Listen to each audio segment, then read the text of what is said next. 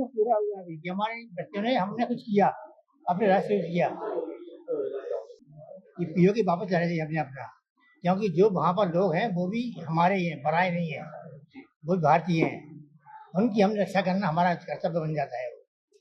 इतना अच्छा प्रधानमंत्री कहाँ मिलेगा भाई, बहुत अच्छा किया है, बहुत कुछ किया है उन्होंने कंट्री देश के लिए।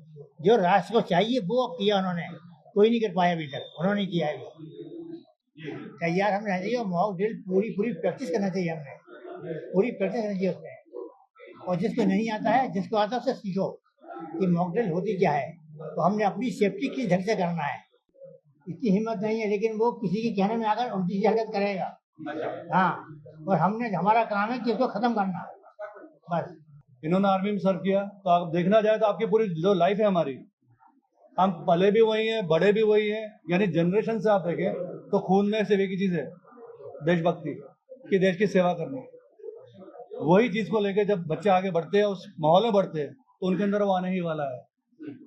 तो जब हमारी सिस्टर कर्नल सोफिया कुरैशी जब शुरुआत में वो पढ़ाई करते थे, तो आर्मी स्कूल से पढ़ना शुरू किया, केंद्रीय विद्यालय से, जो बड़ौदा में पढ़ाई हुई है।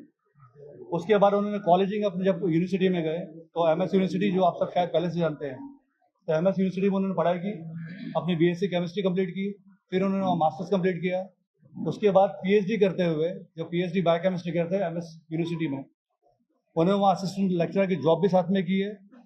अब मौका ये हुआ कि मेरी दो सिस्टर हैं, जो दूसरी सिस्टर हैं शाइना, वो एनसीसी में उन्होंने फायरिंग गोल्ड मेडल लिया है, पैरासिलिंग की है, परेड में कमांड में उन्होंने ऑलरेडी पार्टिसिपेशन किया हुआ है।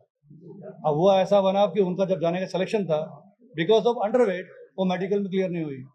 और ये सिस्टर दूसरी यानी कर्नल सोफिया कुरैशी, वो तो प्रैक्टिस करते पीएचडी में, और अचानक अपने इंडियन आर्मी ने एक शॉर्ट सर्विस कमीशन की पोस्ट निकाली। शॉर्ट सर्विस कमीशन में ऐसा था कि फीमेल्स को टेम्परेरी बेस पे इंडियन आर्मी में ज्वाइन करना था। इन्होंने उसका फॉर्म भरा, इंटरव्यू दिया, और वो वहाँ पर सिलेक्शन में हो गया, और उन्होंने अपनी पीएचडी, जिसका सिर्फ 1 साल बाकी था, क्विट करके सीधे देश की सेवा में चले गए।